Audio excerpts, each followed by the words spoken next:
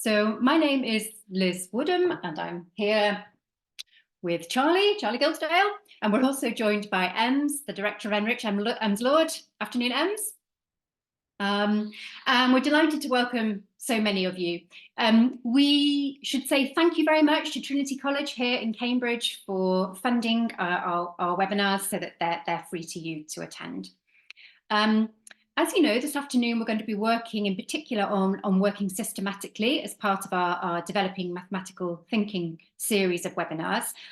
We're going to be giving you opportunities to work on some mathematics throughout the webinar. So we'll be asking you to post in the chat at various points, but do feel free to ask general questions should you wish as well, and we'll do our best to answer. So I'm going to start by giving a little bit of background. Let's just share my screen. Here we go.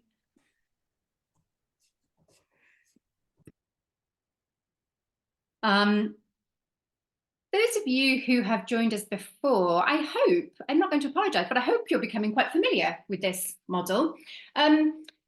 This is the framework that we use here at NRICH as we're developing our tasks. So it is what we refer to it fondly as the rope model, originally created by Kilpatrick and his colleagues.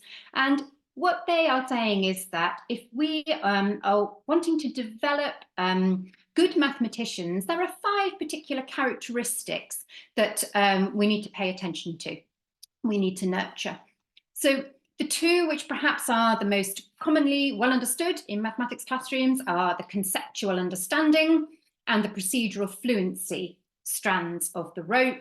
I think in every mathematics classroom around the country, you will easily see students and teachers working on their understanding and their fluency. But in addition to those 2 important elements, what we're saying here at NRICH is that we would like to nurture students in 3 additional aspects. So the productive disposition, that is about, do we encourage students to value mathematics, to feel as if it's a worthwhile subject to pursue? Can you get better at mathematics by putting in effort? We want to counteract that idea that, you know, you're born a mathematician. So that's the 3rd element that we pay attention to. And then these other 2, strategic competence and adaptive reasoning, those are applicable when perhaps we're faced with a task that we've never met before, we're wanting to solve a problem. The strategic competence is focusing on the mathematical thinking skills that we bring to the task. And then adaptive reasoning, of course, those are the reasoning processes that we would go through, perhaps including some convincing, some proof as we follow through to a solution. So up until relatively recently on NRICH, although we used this model as we developed our tasks, it wasn't necessarily reflected in the structure of the website. So now, I'm just going to scroll to the top of this page, and I'd like to take you to the primary teacher landing page. So I'm going to the teacher menu, I'm going to click on primary. And as you can see in these first 3 boxes on the left-hand side, I hope you can kind of see that rope model reflected in the way that we've organised our tasks. So the curriculum-linked problems, that's how you might find problems if you're wanting to particularly focus on the conceptual understanding and the procedural fluency. If you're thinking more about coming at it and trying to develop students' mathematical mindset, so by that we might mean being better at working collaboratively, being resilient, resourceful, and curious, then that's the area of the site that you might want to visit. Now, what we've done on NRICH, thinking about those 2 strands, adaptive reasoning and strategic competence, we've actually narrowed those down a little bit further to try and help you develop those aspects. So I'm going to click here on our Developing Mathematical Thinking page. And what we've tried to do is we've broken down those 2 strands into 5 aspects: exploring and noticing, how you might start on a task, leading into working in a more systematic way, which is what we're focusing on today, then going on to conjecture and generalize, using some visualizing and some representing, and finally, reasoning, convincing, and proving. Now, If you have joined us before, you may well know that we have focused on some of these aspects already. If I go up to the Problem Solving Schools section of the website, and then I click on the right-hand side, just having to move a few things from my screen, to our resources and professional development page, you can see here that we have thought about being collaborative, one of our mathematical mindsets. And last time we focused on exploring and noticing. Today, as I mentioned, we're taking that journey in the problem-solving process to the next stage, and we're going to focus on working systematically. Like we did last time, we're going to be quite careful, aren't we, Charlie? So we're really going to try, although we're going to work on a number of tasks with you, we're going to try and stick to the working systematically aspect, which may be frustrating for many of you because we may not get to full solutions, but it's really to highlight that part of the process. Charlie, what have I missed out that you'd like to add? I'm not sure you've missed anything out, but yes, I want to reinforce that, just like last time when we were exploring and noticing, that was the very early stage, and we're leaving the conjecturing, generalizing, multiple representations and explanations for future webinars. Which is when we may revisit some of the problems from our first two webinars and see how one finishes them off, so to speak. Exactly. So, as I mentioned at the beginning, we're going to work on a number of tasks today with you, but we're going to focus very particularly on the working systematically element.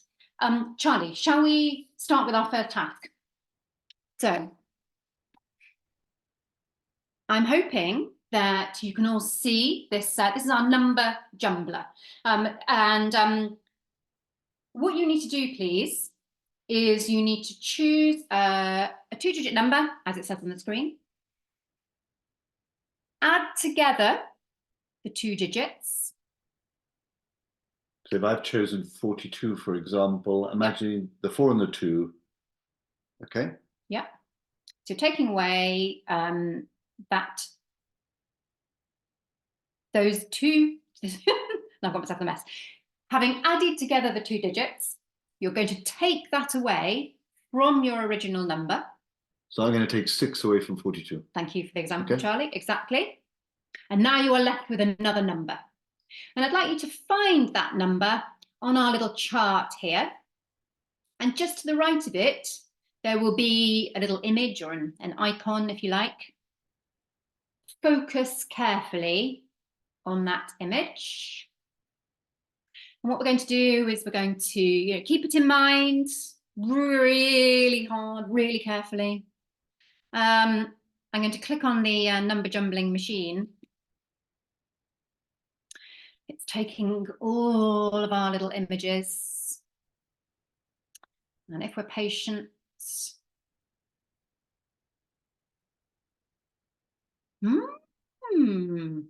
That's what I was thinking about. Oh my goodness me. What did you notice? What happened for you? Pop us a comment in the chat.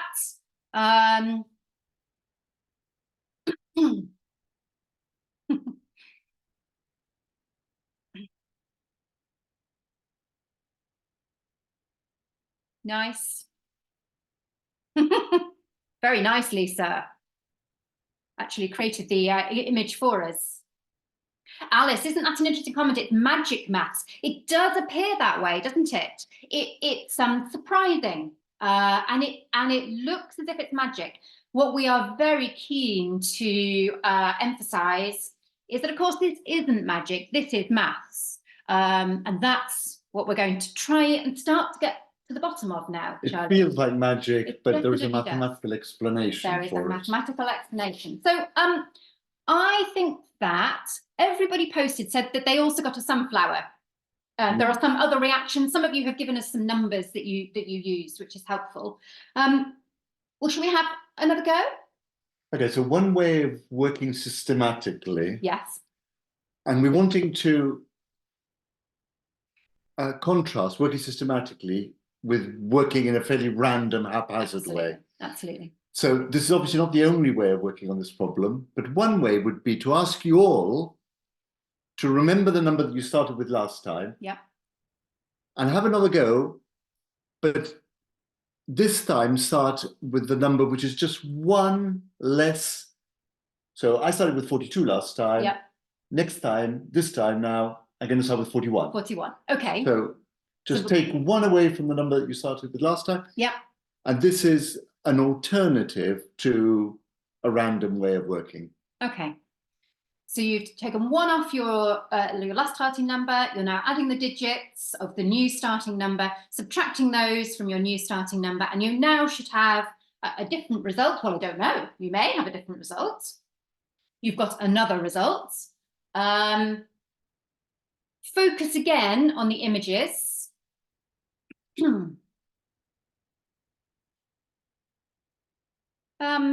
What do you notice? Fatima has beaten me to my question.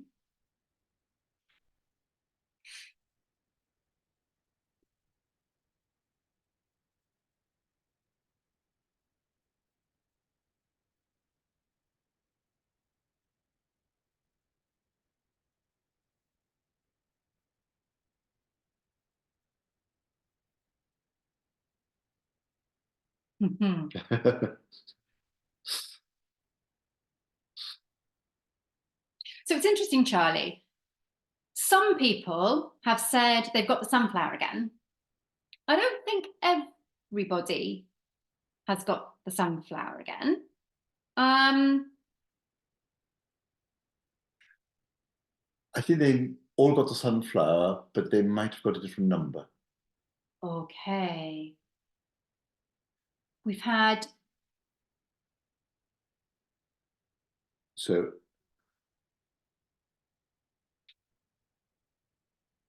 we've all got the sunflower, but we might not have got the same number as we had last time, but we've still got the sunflower?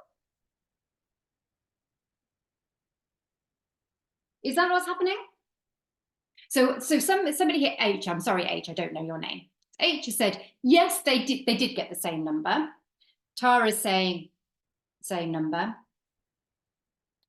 But not everybody has got the same number, but we do still all have the sunflower. And I suspect most people had the same number. Okay. So I'm wondering whether rather than concentrating on the sunflower, we should concentrate on the number. Okay, good thinking. We want to understand what's happening with the numbers. Okay, so could we ask you to spend a bit of time now, take one off the last starting number you had and try again. And then take one off again and see what happens. What do you notice this time? So we're going to stop talking just for a couple of minutes and tell us about your results.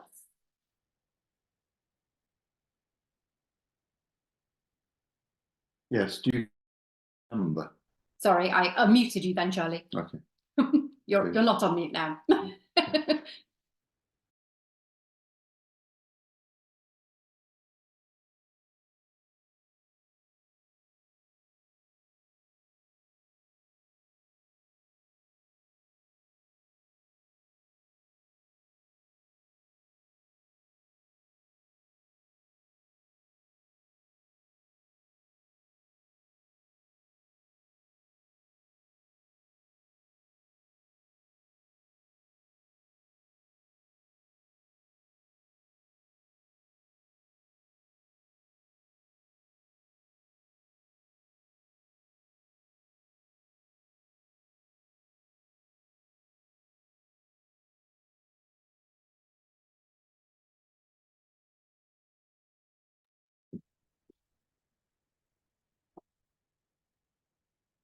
So as Liz suggested at the beginning, we're not going to see this problem through to a conclusion.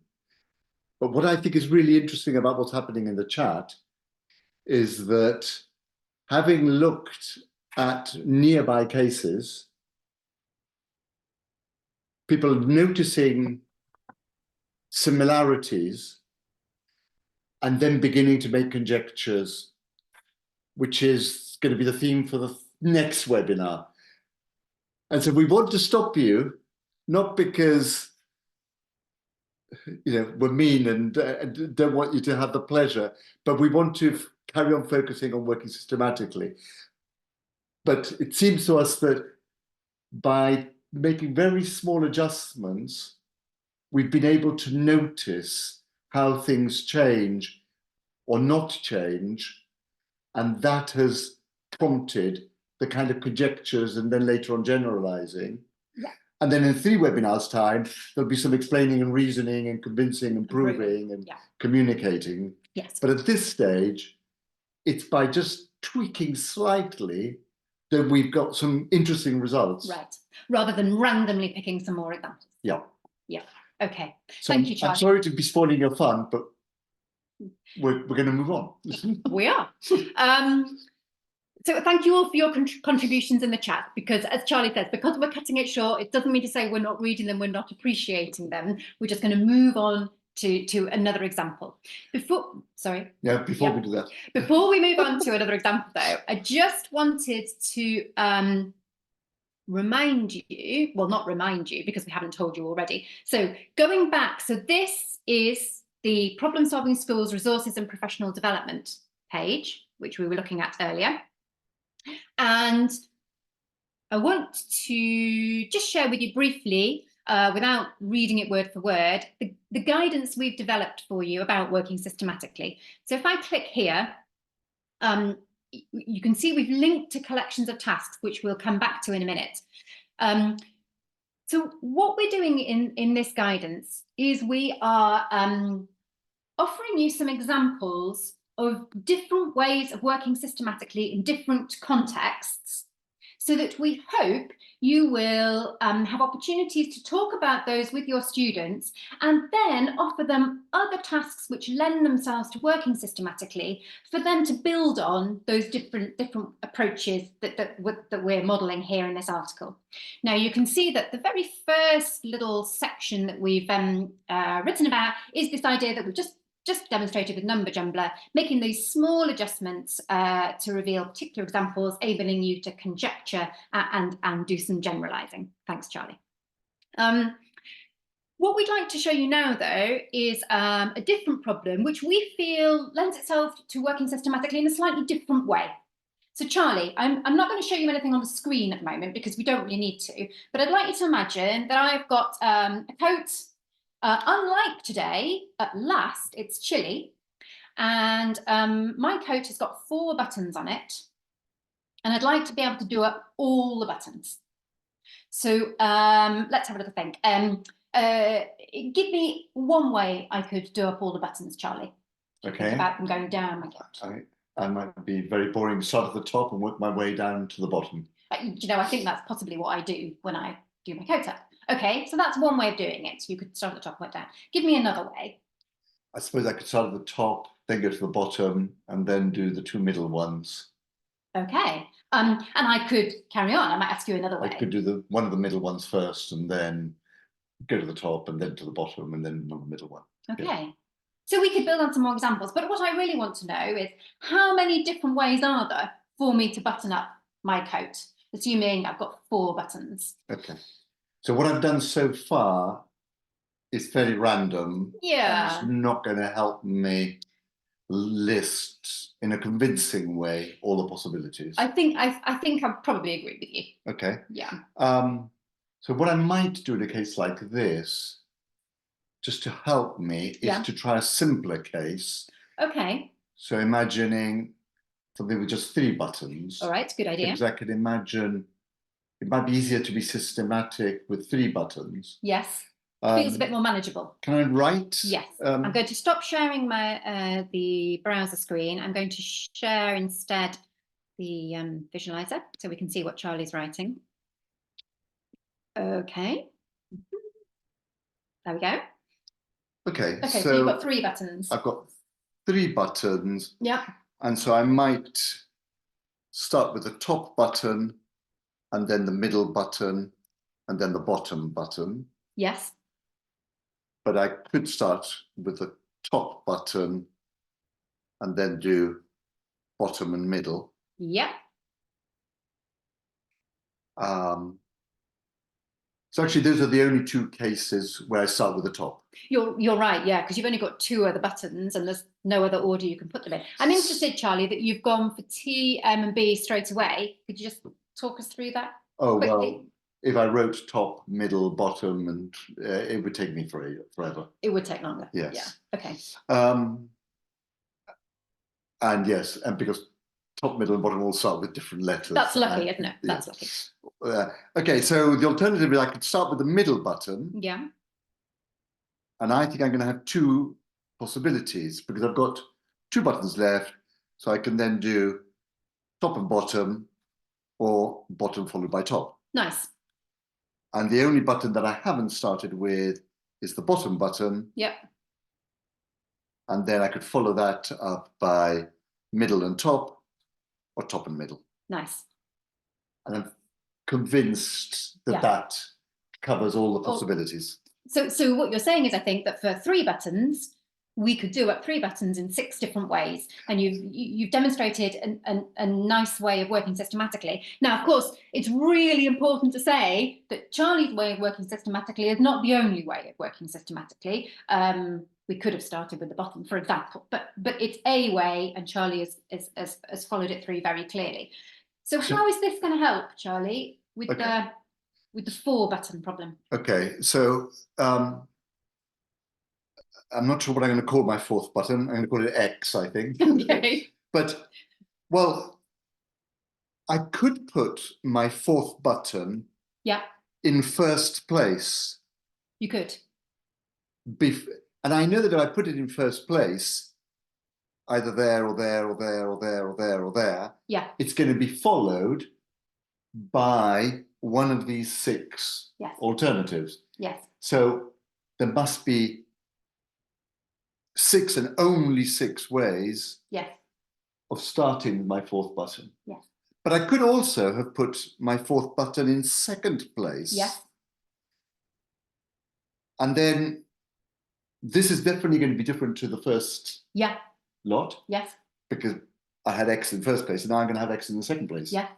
And by putting it in second place, the other 3 buttons are all combined in different ways. So that's, but I could also put my 4th button in the 3rd position. And I could also put my 4th button at the end. Yes.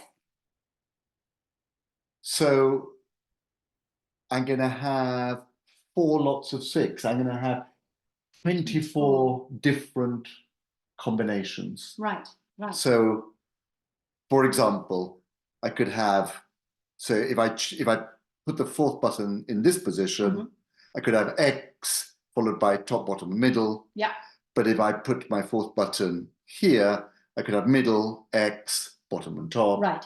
If I was to put my 4th button here, I would have bottom, top, middle, followed by X. Right. They're all going to be different. Right. So I think what you've done there is you've thought about the position of the button on the coat. Is that right? Yes. But I guess an alternative way of looking at it is to think about what would happen if I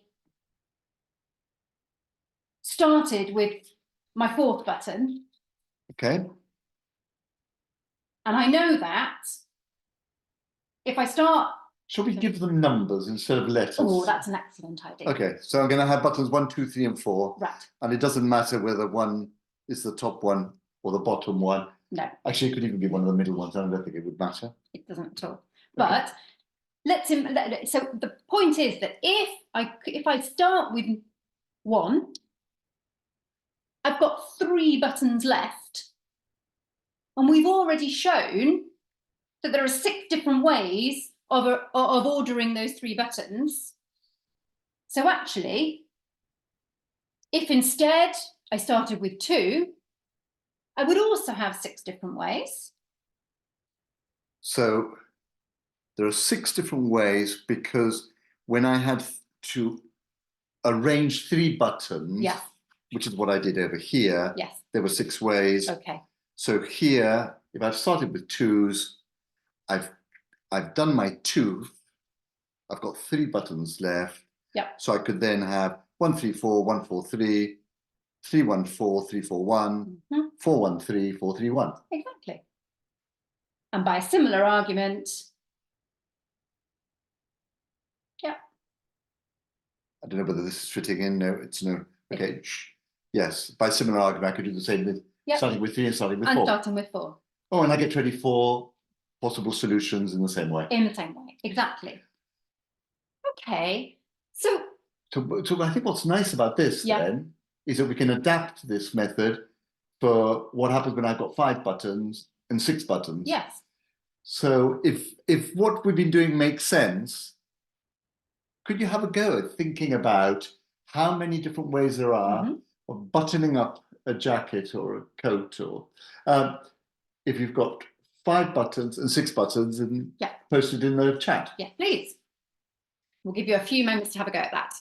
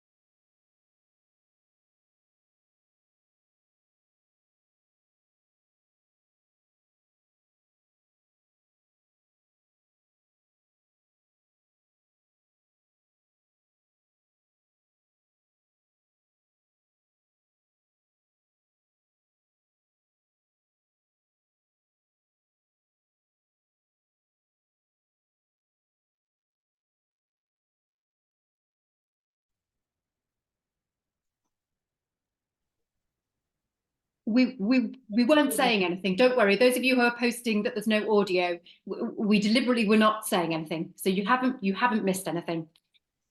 If you got it, I'll try. Thank you to those of you who have posted. Some of you have, as well as posting a solution a number of ways, you also posted how you went about finding the solution, which is really helpful. It's what I also find interesting is somebody has posted a solution but with a question mark as well. I think that just goes to show our how we can be naturally quite tentative, and when it comes to working systematically, even when you have developed a system, it does require the confidence, I think, to carry it through. I think that's what I'm saying. Charlie is scribbling away extremely systematically, I might add here. Charlie, would you like to talk us through what you're doing? Well, I think one interesting thing about what you suggested, Liz, in this business of starting with 1s and starting with 2s and 3s and 4s, is that what you end up with, the smallest possible 4-digit number that we can make is 1,234, and the largest 4-digit number that we can make is 4,321. And actually all the numbers that appear in ascending order. And so there's some benefit in working with numbers rather than my BMT for bottom, middle, and top. And some students might use this to help them work in a systematic way. And as a sort of a checking mechanism, potentially. And as a checking method. Yeah, that's a really good point. I think what's important to say, and what perhaps I should have said earlier, is that the tasks that we're offering you now, of course, we're not anticipating that all of them are going to be suitable for the whole range of the primary age group. What we are working on now in the webinar are some tasks that we hope encourage you as a learner to work systematically, so that you get the idea of these different ways of working systematically. We have linked in our guidance to age-appropriate tasks for your learners to offer them opportunities to work in similar ways. Now, some of these problems might well be suitable for some of your learners, but I just want to make that very clear. This is about understanding those different ways of working systematically together, and then thinking about offering your students appropriate examples to give them the experience. Okay, so thanks, Charlie. So this is an example of a problem in which you started off by simplifying it to get to be able to develop a system that you were confident that was going to work. We then used what you'd done, you used what you'd done in that simpler case to actually, in a very efficient way, 2 efficient ways, apply your thinking to the original problem. And then we went even further and continued to apply to further examples. Yeah, because we can see that the 5th button could go in the 1st place, or in the 2nd place, or in the 3rd, or the 4th, or the 5th, which is why a lot of people have been writing that it's going to be 5 times 24. Exactly. Or the method you suggested, we could have our 5th button, and so for each of the 5 buttons, it's going to be followed by 4, and we can see that when there are 4 buttons, there are 24 possibilities. Right. So I start with 1, there are 24 possibilities for the other 4. If I can start with 2, there are 24 possibilities for the remaining, and so on. So it's going to be 5 times 24. Exactly. And then you could use the same method for and so on. 6, 7, 8, 9, 10 buttons. Right. Exactly. I'm worried that we're beginning to get into explaining and generalizing. And we are. It's so hard not to, isn't it? Okay. So but it does show the value of working systematically, because it means that you can build on that. Yeah. Yes. If we're working in a very haphazard way, it's much, much more difficult to build. Yeah. And part of you talked about productive disposition as one of the threads in the rope. Mm-hmm. We want students to feel that that efficient solutions have so much power. Right. You can do so much with them. Absolutely. So working systematically is really important. Absolutely. I think just before we go on to do another task in this, offering you a slightly different way of working systematically, I think what's really important to say, as you saw in the guidance, we have offered some sort of worked examples like number jumble, like this beads problem. Now, we are not suggesting that students, of course, are going to immediately be able to offer a perfect example of working systematically. But what we hope in offering you those examples is that you could use them as discussion points with students, offer them the task, and then use the systematic way of working systematically to discuss that approach with your students, which then gives them something to build on as they try further examples of their own. If your students don't have so much experience of working systematically, they are not, of course, suddenly going to get better overnight. But the more you talk about it, the more you offer examples, the more you work together as a whole class on different ways to work systematically, the more they will see the value of it. So they will want to work in a similar way. There is a question in the chat. Oh, yes. That's, this last one. At which point should we generalize? Is this the next webinar? So this is our second webinar on the thinking. We did exploring and noticing last time, doing systematic. The next one's going to be about conjecturing and generalize. That's right. At which point should we generalize? Well, we're keen for students not to generalize after just one example. Right. Possibly 2 examples is not enough. But after 3 or 4 examples, often I talk about, do any questions start bubbling up for you? So, and some people notice patterns sooner than other people, but as soon as you start noticing things, you begin to ask yourself, oh, is this always going to happen? Or when does this happen? And that's the beginning of the journey to generalizing. Exactly. And we will be talking about this in our June webinar. In June, yeah. Okay, Charlie, let's look at, I think it's probably going to be our final task looking together. We may have time for a fourth, but it's now a different way of working systematically. So this is a problem. Oh, we're still, right. Now, I'm going to... Just tell me what the problem is. All right, I'll tell you. Okay, fine. So Charlie, this is a problem. It is called 2 and 2.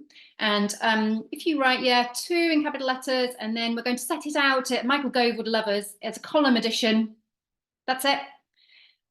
And then the sum is the word 4. Thank you. So this is our challenge. Can we find digits that the T, the W, the O, the F, the U, and the R stand for? Now, just to make it very clear, each letter stands for a different digit. So Charlie, this feels like quite an unmanageable, overwhelming task at first, I would say. I imagine I could find 1 or 2 solutions, but I suspect you're going to want me to find all the solutions. I'm afraid I am. Yeah, you're right. I jumped the gun a bit, but I think we could have a go. We could explore. We could have some digit cards, for example, and we could find a few solutions. Yeah. But then, that idea of how do I know when I have found all my solutions? It does feel quite overwhelming. What can we? How can we use working systematically to help this time, do you think? Okay, so the third strategy that we're suggesting is the one about splitting up a problem, breaking down a problem, and then taking each part in turn. Okay. So let's have a go at that. Okay.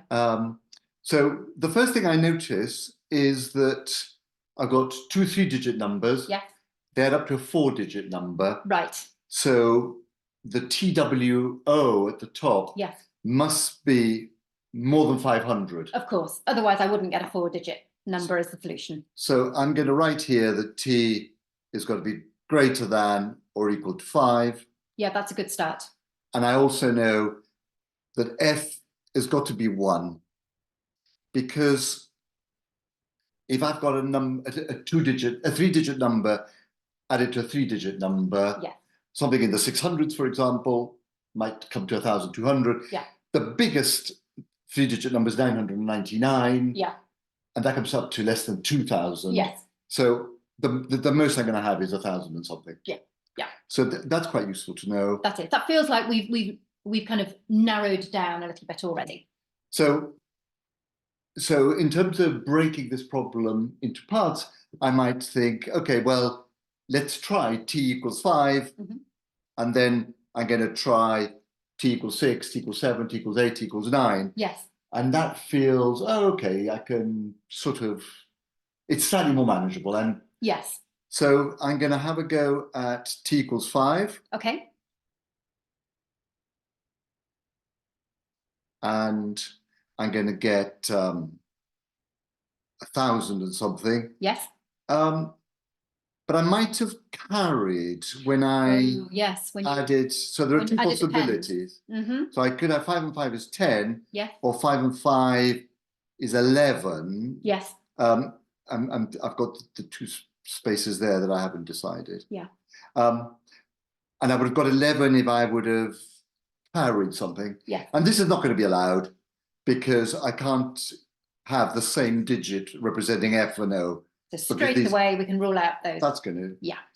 And this I'm going to rule out straight away as well, because if O is 0, this has got to be 0. Because we've got the O in the word 2. And then the R would be 0. And again, we can't have more than one letter represented by the same number. Okay. Yeah. Okay. I think similar reasoning would lead me to conclude that T cannot be equals 6 either. Okay. So I'm going to jump to T equals 7. Go on. Okay. Partly because we don't have very much time. So T equals 7.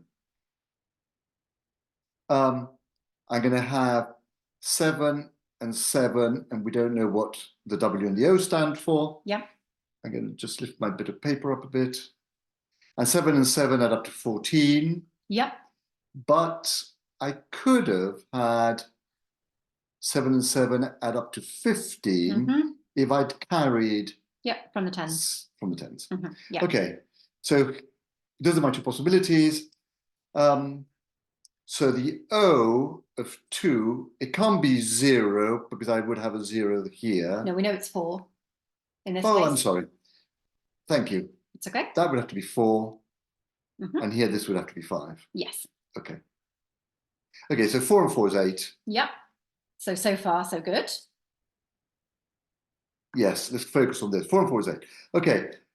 Now, I need two numbers there that are the same, Yeah. the W, but they must be smaller than 5 because I'm not going to carry. Right. So they can't be 0 because I would end up with a 0 there. Yeah. That's not allowed. They can't be 1 because I've used 1. They can't be 2s because 2 plus 2 equals 4. And we've used the 4. 3 plus 3 equals 6 Ah, works. so that's worked. So we found one solution. Yes. Brilliant. Smiley face. Nice. And it can't be 4s because 4 plus 4 is 8 and I've already used. And then it can't be 5 or more because I'd have otherwise to carry. it carries. So that is the only solution. When we've got T equals 7. Yeah. And we do not no carry. carrying. Okay. When we So have case. T equals 7 and we do carry, we've got 5 and 5 is 10. So far, so good. Yeah. We're going to carry 1. Let's not try.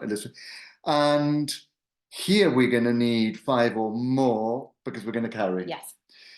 If we had 6 plus 6 plus the one that we carried, we'd have 13.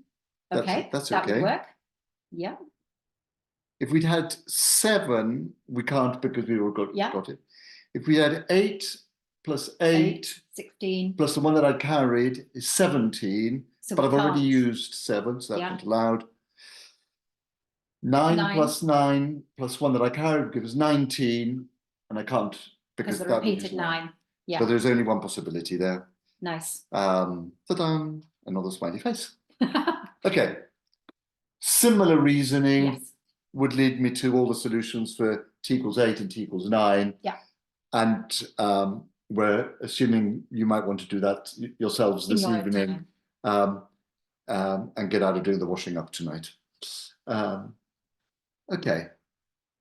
Rosalind has just asked a question. What means the O, the letter O in 2 and 4 have different values? Oh no, they don't. They have the same values, Rosalind. Sorry if we have misled you there. The letter O will have the same value wherever it is placed. Yeah, so apologies if we didn't make that clear. Yeah, so that, and that. Yeah. They're all O's, so they all have the same value. They all have the same value, yes. Which is how we here, once we'd fixed this as a 4, we could automatically put the 4 in here and work through the example. I hope that makes sense. Now somebody's written 673 works, and I'm dubious, so I'm going to just check it. 673, 673. The problem with this is when you add the 3 and the 3, you get a 6, which means you're using, I'm going to just write TWO, and FOUR again. You're not allowed to have the same value for the R and the T. Right. So you can't have that. Yeah. Okay. Good. So nice. So what you've done there, Charlie, is you've taken that quite overwhelming problem, and as you say, you've broken it down step by step and worked through to find all the solutions, which made it much more manageable. Our reasoning had to be very tight as we went through, but that did make it more manageable. I guess it's worth pointing out, isn't it, that although you focused on the T, we could perhaps instead, for example, focus on the possible values for the letter O instead. We could go through a very similar process. And in our guidance page, we've done that. We've done exactly that. For the 3 strategies, Should we look at the guidance page that we've used so far, we have shown exactly the same working that I've just been demonstrating under a hide and reveal button, so that you can see the different approaches, and you may want to share this with colleagues. Sorry, I'm being very slow to share the tab. Here we go. Hopefully you can see that now. So this is back to the working systematically guidance. As you know, we started off with number jumper example. Here is the example of our buttons. And as Charlie is saying, we've used hide and reveal tabs to just neaten things up so you can reveal part solution bit by bit, just to make it a little bit more manageable. So shall we show the second part of that? Yeah. Okay. So we've tried to replicate in the webinar What we've written on the Yes. page. Yeah. and we will put a link to the webinar at the top of this page To the recording. to accompany. And here's you've got the example from 2 and 2 that we've just been doing, breaking it down and working on each part separately. And as you can see, in a similar way, we have outlined exactly what you might do if you focus on the letter T, but then alternatively, this is what you could do when you focus on the letter O. Now, there are a few other strategies ways in which you might work systematically that we haven't talked about now, but there are some problems there for you to look at in your own time, should you wish. So the problem, for example, NM&M, it's about averages. It combines what we've just talked about, that breaking down, and also listing to find all possibilities. So do take a look at that. We have. So there'll be nothing new there. Nothing Okay. new. I think the one approach that we haven't talked about, which again you might like to look at, which I think I'm going to show very quickly, is linked to Charlie's delightful machine, which is, let me very quickly, I know we've practically run out of time. This is about entering numbers to see which number lights up which light, and your challenge is to work out the rule that lights up each light, and to think about, is it possible to light up all the lights at once? Yeah, which numbers, can you anticipate which numbers will light up all four colours? Yeah. And so what we've done there is we've talked about how in that kind of problem, it is really useful to be able to use the way that you record to capture your results in a very structured way. And by doing that, it then allows you to see patterns, notice things, and then we get onto the conjecturing and generalizing part again. So there it's about very clearly structuring your results in a systematic way. So that's a different way of working systematically. And it builds on what we did last time, because exploring and noticing was very messy, and having initially got your hands dirty exploring, this then is a way of organizing one's results in a more structured way. So how you do that, usually often in a table, but you might do it graphically, is really important. Exactly. So just to remind you, the guidance there offers you those examples that we've worked through. We have linked to particular more tasks, which are age appropriate for the students you work with, to give them further opportunities to work in a systematic way. At the very top of the article, you can see, if I click on this primary link, we've got and go to the working systematically section, we have organized tasks into year groups. So this gives you a whole group of tasks for you to work on with the particular age group that you work with, to give them plenty of opportunities to work in a systematic way. So if we click on year 5, there may be 1 or 2 of the problems that we looked at today. Exactly. Yes. Okay. I think that brings us to the end of the session. I'm worried that I've forgotten to say something at the end. Please do give us your feedback. I'm sure you might have already put a link to the evaluation form and I haven't noticed, but if not, thank you very much in anticipation, for popping a link to the evaluation form in. Do also join us next time, where, as we said, we'll be focusing more on conjecturing and generalizing. And I think Ems is also going to pop a link directly to our Eventbrite page, should you wish to book straight away. On the 18th of June. Well remembered, Charlie. We hope you found this useful to think about some different contexts in which to work systematically. And we hope you enjoy highlighting this really important skill with your students. Thank you. And we look forward to seeing you in sunny June. Sunny June.